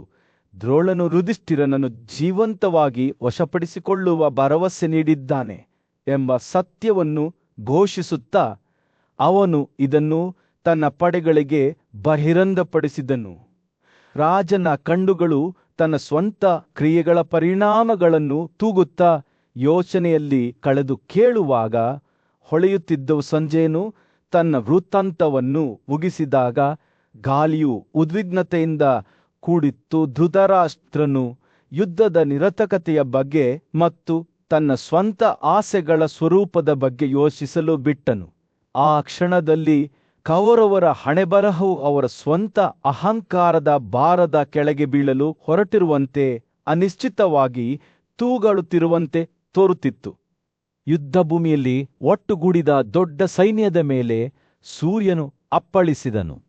ಒಬ್ಬ ನಿಪುಣ ಯೋಧ ಮತ್ತು ಮಹಾನು ಅರ್ಜುನನ ಶಿಕ್ಷಕನಾದ ರಾಜ ದ್ರೋಣನು ಪಾಂಡವರ ನ್ಯಾಯಯುತ ರಾಜ ಯುಧಿಷ್ಠಿರನನ್ನು ಸೆರೆ ಹಿಡಿಯುವುದಾಗಿ ಪ್ರತಿಜ್ಞೆ ಮಾಡಿದಾಗ ಗಾಳಿಯು ಉದ್ವಿಗ್ನತೆಯಿಂದ ಕೂಡಿತ್ತು. ವಾಗ್ದಾನವನ್ನು ನೀಡಲಾಗಿತ್ತು ಮತ್ತು ದೇಶದ ರಾಜರು ಈ ಪ್ರಯತ್ನಕ್ಕೆ ತಮ್ಮ ಬೆಂಬಲವನ್ನು ಪ್ರತಿಜ್ಞೆ ಮಾಡಿದ್ದರು. ದ್ರೋಣನ ಪ್ರತಿಜ್ಞೆಯ ಸುದ್ದಿ ಪಾಂಡವರ ಶಿಬಿರದಾದ್ಯಂತ ಹರಡುತ್ತಿದ್ದಂತೆ ಯೋಧರಿಂದ ಭಾರೀ ಗರ್ಜನೆ ಭುಗಿಲೆದ್ದಿತ್ತು. ಶಂಖಗಳು ಮೊಳಗಿದವು, ಡ್ರಮ್ಗಳು ಗುಡುಗು ಹಾಕಿದ್ದವು ಮತ್ತು ತಾಳಗಳು ಧ್ವನಿಯ ಕೋಲಾಹಲದಲ್ಲಿ ಘರ್ಷಣೆಗೊಂಡವು. ಅದು ಭೂಮಿಯ ಅಡಿಪಾಯವನ್ನು ಅಲುಗಾಡಿಸಿತು. ಆದಾಗ್ಯೂ ಯುಧಿಷ್ಠಿರನು ತನ್ನ ಗೂಢಚಾರರು ಈಗಾಗಲೇ ದ್ರೋಣನ ಉದ್ದೇಶಗಳನ್ನು ತಿಳಿಸಿರುವುದನ್ನು ತಿಳಿದುಕೊಂಡು ಶಾಂತ ಮತ್ತು ಒಗ್ಗೂಡಿದನು. ತನ್ನ ಸಹೋದರರನ್ನು ಮತ್ತು ತನ್ನ ಪಕ್ಕದಲ್ಲಿದ್ದ ಇತರ ರಾಜರನ್ನು ಕರೆದು ಯುಧಿಷ್ಠಿರನು ಅರ್ಜುನನನ್ನು ಉದ್ದೇಶಿಸಿ, ಮನುಷ್ಯರಲ್ಲಿ ಓ ಹುಲಿ, ದ್ರೋಣನ ಪ್ರತಿಜ್ಞೆಯ ಬಗ್ಗೆ ನೀವು ಕೇಳಿದ್ದೀರಿ. ಆ ಉದ್ದೇಶವನ್ನು ಸಾಧಿಸುವುದನ್ನು ತಡೆಯಲು ನಾವು ಕ್ರಮಗಳನ್ನು ತೆಗೆದುಕೊಳ್ಳೋಣ ಎಂದು ಹೇಳಿದನು. ಅವನು ಅರ್ಜುನನನ್ನು ಆಳವಾದ ನಂಬಿಕೆಯಿಂದ ನೋಡಿದನು. ದುರ್ಯೋಧನನು ತನ್ನ ಸಹೋದರನನ್ನು ಸೆರೆ ಹಿಡಿಯುವಲ್ಲಿ ಯಶಸ್ವಿಯಾಗದಂತೆ ತನ್ನೊಂದಿಗೆ ಹೋರಾಡಲು ಕೇಳಿಕೊಂಡನು. ಆದಾಗ್ಯೂ ಅರ್ಜುನನು ತನ್ನ ಪೂಜ್ಯ ಗುರುವಿನ ವಿರುದ್ಧ ಯುದ್ಧದಲ್ಲಿ ತೊಡಗಲು ನಿರಾಕರಿಸಿದನು. ನನ್ನ ಗುರುವಿನ ವಧೆಯನ್ನು ನನ್ನಿಂದ ಎಂದಿಗೂ ಸಾಧಿಸಲಾಗುವುದಿಲ್ಲ, ಅವನು ಹೇಳಿದನು. ಆದ್ದರಿಂದ ನಾನು ನಿನ್ನನ್ನು ಬಿಟ್ಟುಕೊಡಲು ಎಂದಿಗೂ ಒಪ್ಪುವುದಿಲ್ಲ. ಓ ರಾಜನೇ, ನನ್ನ ಗುರುವಿನ ವಿರುದ್ಧ ಹೋರಾಡುವುದಕ್ಕಿಂತ ನಾನು ನನ್ನ ಜೀವನವನ್ನು ಯುದ್ಧದಲ್ಲಿ ಬಿಟ್ಟುಕೊಡುತ್ತೇನೆ. ಅವನ ಮಾತುಗಳು ದೃಢ ನಂಬಿಕೆ ಮತ್ತು ಭಕ್ತಿಯಿಂದ ಕೂಡಿದ್ದವು, ಏಕೆಂದರೆ ಅವನು ಯುಧಿಷ್ಠಿರನಿಗೆ ತನ್ನ ಅಚಲ ನಿಷ್ಠೆಯನ್ನು ಪ್ರತಿಜ್ಞೆ ಮಾಡಿದನು. ಪಾಂಡವ ಸೈನ್ಯವು ಯುದ್ಧಕ್ಕೆ ಸಿದ್ಧವಾಗುತ್ತಿದ್ದಂತೆ ಶಂಖದ್ರಮಗಳು, ತಾಳವಾದ್ಯಗಳು ಮತ್ತು ಸಣ್ಣ ದ್ರಮಗಳ ಶಬ್ದವು ಮತ್ತೊಮ್ಮೆ ಗಾಳಿಯನ್ನು ತುಂಬಿತು. ಉನ್ನತ ಆತ್ಮದ ಯೋಧರು ಪ್ರಬಲವಾದ ಗರ್ಜನೆಗಳನ್ನು ಹೊರಹಾಕಿದರು. ಅವರ ಬಿಲ್ಲು ತಂತಿಗಳು ಆಕಾಶದಲ್ಲಿ ಪ್ರತಿಧ್ವನಿಸುವ ಅಪಶಕುನದ ಕ್ವಾನನೊಂದಿಗೆ ತಿರುಗುತ್ತಿದ್ದವು. ದ್ರೋಣನ ನೇತೃತ್ವದಲ್ಲಿ ಕುರುಗಳು ದಯೆಯಿಂದ ಪ್ರತಿಕ್ರಿಯಿಸಿದರು. ಪ್ರಬಲವಾದ ಯುದ್ಧದ ಸಾಲಿನಲ್ಲಿ ತಮ್ಮನ್ನು ಸಜ್ಜುಗೊಳಿಸಿಕೊಂಡರೆರಡು ಸೈನ್ಯಗಳು ಮುಖಾಮುಖಿಯಾದಾಗ ಗಾಳಿಯು ರಕ್ತ ಮತ್ತು ಬೆವರಿನ ಸುವಾಸನೆಯಿಂದ ತುಂಬಿತು. ಬಾಣಗಳು ಗಾಳಿಯಲ್ಲಿ ಬೀಸುತ್ತಿದ್ದರು. ಅವುಗಳ ಮಾರಣಾಂತಿಕ ತುದಿಗಳು ಸೂರ್ಯನ ಬೆಳಕಿನಲ್ಲಿ ಮಿನುಗುತ್ತಿದ್ದವು. ದ್ರೋಣನು ಹೊಳೆಯುತ್ತಿರುವ ಸೂರ್ಯನಂತೆ ತನ್ನ ಸೈನ್ಯದ ಮುಂಭಾಗದಲ್ಲಿ ಸವಾರಿ ಮಾಡುತ್ತಿದ್ದನು. ತನ್ನ ಪಾದಗಳ ಕೆಳಗಿರುವ ಪಾಂಡವರ ಶ್ರೇಣಿಯನ್ನು ಪುಡಿ ಮಾಡಿದನು. ಅವನ ತೀಕ್ಷ್ಣವಾದ ದಂಡಗಳು ಎಲ್ಲಾ ದಿಕ್ಕುಗಳಿಂದ ಹೊರಬಂದವು. ಪಾಂಡವರ ಹೃದಯಗಳಲ್ಲಿ ಭಯವನ್ನು ಉಂಟು ಮಾಡಿದ ವೀರ ಯೋಧರಾಗಿದ್ದರೂ ಶ್ರೀಂಜಯರಿಗೆ ದ್ರೋಣನ ಸೈನ್ಯದ ಬಲವನ್ನು ತಡೆದುಕೊಳ್ಳಲು ಸಾಧ್ಯವಾಗಲಿಲ್ಲ. ದುರ್ಯೋಧನನ ಸೈನ್ಯದ ಪರಾಕ್ರಮಶಾಲಿ ಯೋಧರು ಕೂಡ ದ್ರೋಣ ಮತ್ತು ಅರ್ಜುನನ ಸಂಯೋಜಿತ ಪಡೆಗಳಿಗೆ ಸರಿಸಮಾನ ಆಗಿರಲಿಲ್ಲ. ತಮ್ಮ ಪೂಜ್ಯ ಗುರು ಮತ್ತು ಅವನ ಮಗನಿಂದ ರಕ್ಷಿಸಲ್ಪಟ್ಟ ಎರಡು ಸೈನ್ಯಗಳು ರಾತ್ರಿಯ ಮೌನದಲ್ಲಿ ನಿಂತಿರುವ ಎರಡು ಅರಳುವ ಕಾಡುಗಳಂತೆ ಕಾಲಾನಂತರದಲ್ಲಿ ಹೆಪ್ಪುಗಟ್ಟಿದಂತೆ ಕಾಣುತ್ತಿದ್ದವು. ದ್ರೋಣನ ರಥವು ಅದರ ಮೂಲಕ ಹಾದುಹೋಯಿತು. ಪ್ರಸಿದ್ಧ ಯೋಧನಾದ ದ್ರೋಣನು ತನ್ನ ಚಿನ್ನದ ರಥದಲ್ಲಿ ಹೊರಡುವಾಗ ಸೂರ್ಯನು ಯುದ್ಧಭೂಮಿಯಲ್ಲಿ ಬೀಸಿದನು. ಅವನ ಬಿಲ್ಲು ಕರಕುಶಲತೆಯ ಅದ್ಭುತ ಪ್ರತಿ ಟ್ವಾಂಗ್ನೊಂದಿಗೆ ಹಾಡುವಂತೆ ತೋರುತ್ತಿತ್ತು. ಅದರ ಶಬ್ದವು ಗಾಳಿಯಲ್ಲಿ ಗುಡುಗಿನಂತೆ ಪ್ರತಿಧ್ವನಿಸುತ್ತದೆ. ಅವನನ್ನು ನೋಡಿ ಪಾಂಡವ ಆತಿಥೇಯನು ನಡುಗಿದನು. ಅವನ ದಾಳಿಯ ಕೋಪಕ್ಕೆ ಮುಂಚಿತವಾಗಿ ಅವರ ವಿಭಾಗಗಳು ಚದುರಿ ಹೋದವು. ದ್ರೋಣನು ಶತ್ರುಗಳ ಶ್ರೇಣಿಗಳ ಮೂಲಕ ಗಮನ ಹರಿಸುತ್ತಿದ್ದಂತೆ ಅವನ ಬಾಣಗಳು ವೇಗವಾಗಿ ಮತ್ತು ನೇರವಾಗಿ ಹಾರುತ್ತಿದ್ದವು. ಯೋಧರು, ಕುದುರೆ ಸವಾರರು ಮತ್ತು ಆನೆ ಯೋಧರನ್ನು ಒಂದೇ ರೀತಿ ಹೊಡೆದವು. ಅವನ ರಥವು ಅದರ ಚಿನ್ನದ ಡೆಕ್ನೊಂದಿಗೆ ಕಪ್ಪು ಮೋಡದ ನಡುವೆ ಮಿಂಚಿನಂತೆ ಹೊಳೆಯುತ್ತಿತ್ತು. ಅದನ್ನು ನೋಡಿದ್ದ ಎಲ್ಲರ ಹೃದಯಗಳಲ್ಲಿ ಭಯವನ್ನು ಹುಟ್ಟು ಹಾಕಿತು. ಅವನ ಕ್ರೋಧದ ಪ್ರಭಾವದಿಂದ ಭೂಮಿಯೇ ನಡುಗುತ್ತಿದ್ದುವು, ಉಲ್ಬಣಗೊಂಡಿತು. ಅದರ ಮಧ್ಯದಲ್ಲಿ ದ್ರೋಣನಿದ್ದನು. ಎಲ್ಲಾ ಕಡೆಗಳಿಂದಲೂ ಯುಧಿಷ್ಠಿರನ ನೇತೃತ್ವದಲ್ಲಿ ಪಾಂಡವ ಯೋಧರು ಅವನ ಕಡೆಗೆ ಧಾವಿಸಿದರು. ಆದರೆ ಅವನು ದೃಢವಾಗಿ ನಿಂತನು. ಬಾಣದ ಮೇಲೆ ಬಾಣವನ್ನು ಹಾರಿಸಿದಾಗ ಅವನ ಬಿಲ್ಲು ಹಾಡುತ್ತಿತ್ತು. ಉಕ್ಕಿನ ಮೇಲೆ ಉಕ್ಕಿನ ಘರ್ಷಣೆ ಗಾಳಿಯಲ್ಲಿ ಪ್ರತಿಧ್ವನಿಸಿತು ಮತ್ತು ಗಾಯಗೊಂಡ ಮತ್ತು ಸಾಯುತ್ತಿರುವವರ ಕೂಗುಗಳು ಆಕಾಶವನ್ನು ತುಂಬಿದವಿರುದ್ದವು. ತನ್ನ ಉತ್ತುಂಗವನ್ನು ತಲುಪುತ್ತಿದ್ದಂತೆ ಇತರ ಯೋಧರು ಯುದ್ಧದಲ್ಲಿ ತಮ್ಮ ಸರದಿ ತೆಗೆದುಕೊಂಡರು. ವಂಚನೆಯ ಮಾಸ್ಟರ್ ಶಕುನಿ ಸಹದೇವನೊಂದಿಗೆ ಘರ್ಷಣೆ ಮಾಡಿದರು. ಆದರೆ ಸುವಾಳನ ಮಗ ಭೀಮಸೇನನ ವಿರುದ್ಧ ಮುಖಾಮುಖಿಯಾದನು. ನಂತರದ ಇಬ್ಬರು ಕಾಲ್ನಡಿಗೆಯಲ್ಲಿ ಹೋರಾಡಿದರು. ಅವರು ಎರಡು ಪರ್ವತ ಶಿಖರಗಳಂತೆ ಆಡುತ್ತಿದ್ದಾಗ ಅವರ ಗದೆಗಳು ಒಟ್ಟಿಗೆ ಅಪ್ಪಳಿಸಿದವು. ಹತ್ತಿರದಲ್ಲಿ ದ್ರೋಣನು ಶತ್ರುಗಳ ರೇಖೆಗಳ ಮೇಲೆ ಹಾನಿಯನ್ನುಂಟು ಮಾಡುವುದನ್ನು ಮುಂದುವರಿಸಿದನು. ಅವನ ಬಾಣಗಳು ವೇಗವಾಗಿ ಮತ್ತು ನೇರವಾಗಿ ಹಾರುತ್ತಿದ್ದವು. ಪ್ರಾಗ್ಜ್ಯೋತಿಷ ದೇಶದ ಪ್ರಬಲ ಯೋಧನಾದ ಭಗದತ್ತನು ಒಂದೇ ಯುದ್ಧದಲ್ಲಿ ರಾಜ ದ್ರುಪದನನ್ನು ಎದುರಿಸಿದನು. ಅವರ ಯುದ್ಧವು ಕಣ್ಣಿಗೆ ಕಾಣುವ ದೃಶ್ಯವಾಗಿತ್ತು. ಭೀಮಸೇನನು ವಿವಿಂಸತಿಯೊಂದಿಗೆ ರಕ್ಷಣೆ ಮಾಡಿದನು. ಆದರೆ ನಂತರದವರು ಭೀಮಸೇನನ ಕುದುರೆಗಳನ್ನು ಮತ್ತು ದರ್ಜೆಯನ್ನು ಕೆಳಗಿಳಿಸಿ ಆತನನ್ನು ಕಾಲ್ನಡಿಗೆಯಲ್ಲಿ ಎದುರಿಸುವ ಮೊದಲು ಪ್ರಬಲ ವೈರಿಯೆಂದು ಸಾಬೀತಾಯಿತು. ಹೋರಾಟವು ತೀವ್ರಗೊಳ್ಳುತ್ತಿದ್ದಂತೆ ಇತರ ಯೋಧರು ತಮ್ಮ ಸರದಿ ತೆಗೆದುಕೊಂಡರು. ಒಬ್ಬ ನುರಿತ ಬಿಲ್ಲುಗಾರನಾದ ಸಾತ್ಯಕಿ ಕೃತವರ್ಮನನ್ನು ಒಂದೇ ಬಾಣದಿಂದ ಎದೆಯ ಮೂಲಕ ಚುಚ್ಚಿದನು. ಆದರೆ ದೃಷ್ಟಕೇತು ಅವರ ಯುದ್ಧದ ಪರಾಕ್ರಮದ ಪ್ರದರ್ಶನವಾದ ಕೃಪೆಯೊಂದಿಗೆ ಘರ್ಷಣೆ ಮಾಡಿದನು. ವಿರಾಟನು ತನ್ನ ಮತ್ಸ್ಯ ಯೋಧರ ಸಹಾಯದಿಂದ ವಿಕರ್ತನನ ಮಗನನ್ನು ಪ್ರತಿರೋಧಿಸಿದನು ಮತ್ತು ರಾಜ ದ್ರುಪದನು ಭಗದತ್ತನ ವಿರುದ್ಧ ಹೋರಾಡಿದನು. ಯುದ್ಧವು ಉಕ್ಕು ಮತ್ತು ಕಾಕ್ತ್ರದಿಂದ ಕೂಡಿತ್ತು. ಎಲ್ಲಾ ಕಡೆಗಳಲ್ಲಿ ಯೋಧರು ಘರ್ಷಣೆ ನಡೆಸುತ್ತಿದ್ದರು. ದ್ರೋಣನು ಅದರ ಮಧ್ಯದಲ್ಲಿ ನಿಂತನು. ಶತ್ರುಗಳ ರೇಖೆಗಳ ಮೇಲೆ ಬಾಣದ ನಂತರ ಬಾಣವನ್ನು ಹಾರಿಸುವಾಗ ಅವನ ಬಿಲ್ಲು ಹಾಡುತ್ತಿತ್ತು. ಅವನ ಕೋಪದ ಪ್ರಭಾವದ ಕೆಳಗೆ ಭೂಮಿಯೇ ನಡುಗುತ್ತಿತ್ತು ಮತ್ತು ಗಾಯಗೊಂಡ ಮತ್ತು ಸಾಯುತ್ತಿರುವವರ ಕೂಗುಗಳಿಂದ ಆಕಾಶವೇ ಪ್ರತಿಧ್ವನಿಸುತ್ತಿತ್ತು. ಹೋರಾಟವು ತೀವ್ರಗೊಳ್ಳುತ್ತಿದ್ದಂತೆ ಯಾವುದೇ ಯೋಧನು ದ್ರೋಣನ ಪರಾಕ್ರಮದ ವಿರುದ್ಧ ನಿಲ್ಲಲಾರನೆಂದು ತೋರುತ್ತಿತ್ತು. ಅವನ ಬಾಣಗಳು ವೇಗವಾಗಿ ಮತ್ತು ನಿಜವಾಗಿ ಹಾರಿ ಅವನನ್ನು ವಿರೋಧಿಸುವವರೆಲ್ಲರನ್ನೂ ಹೊಡೆದುರುಳಿಸಿದವು. ಈ ಯುದ್ಧವು ಅವನ ಅಚಲ ಪರಾಕ್ರಮಕ್ಕೆ ಮತ್ತು ಪಾಂಡವರ ಆತಿಥೇಯರಿಗೆ ಸಾಕ್ಷಿಯಾಗಿತ್ತು. ಕುರುಗಳು ಮತ್ತು ಪಾಂಡವರ ನಡುವಿನ ಭೀಕರ ಯುದ್ಧದ ಮಧ್ಯೆ ಹಸ್ತಿನಾಪುರದ ರಾಜ ಧೃತರಾಷ್ಟ್ರನು ತನ್ನ ಸಾರಥಿ ಸಂಜಯನನ್ನು ಈ ಹಿಂದೆ ನಡೆದ ರೋಮಾಂಚಕಾರಿ ದ್ವಂದ್ವಯುದ್ಧವನ್ನು ವಿವರಿಸುವಂತೆ ವಿನಂತಿಸಿದನು. ಯುದ್ಧವು ನಡೆಯುತ್ತಿರುವುದನ್ನು ಕಂಡವರ ಬಗೆಗಿನ ಧೃತರಾಷ್ಟ್ರನ ಅಸೂಯೆ ಸ್ಪಷ್ಟವಾಗಿತ್ತು, ಏಕೆಂದರೆ ಆತ ಅದನ್ನು ದೇವರುಗಳು ಮತ್ತು ಅಸುರರಿಗೆ ಯೋಗ್ಯವಾದ ದೃಶ್ಯವೆಂದು ಬಣ್ಣಿಸಿದನು. ಸಂಜಯನು ಒಪ್ಪಿಕೊಂಡು ಸುಭದ್ರನ ಮಗನಾದ ಭೀಮನ ವಿರುದ್ಧ ಅರ್ಥಯಾನಿ ಸಾಲ್ಯನ ಕಥೆಯನ್ನು ವಿವರಿಸಿದನು. ತನ್ನ ಚಾಲಕನ ಸಾವಿನಿಂದ ಕೋಪಗೊಂಡ ಸಾಲ್ಯನು ಭೀಮನನ್ನು ಎದುರಿಸಲು ತನ್ನ ರಥದಿಂದ ಜಿಗಿದಾಗ ದೃಶ್ಯವು ತೆರೆದುಕೊಂಡಿತು.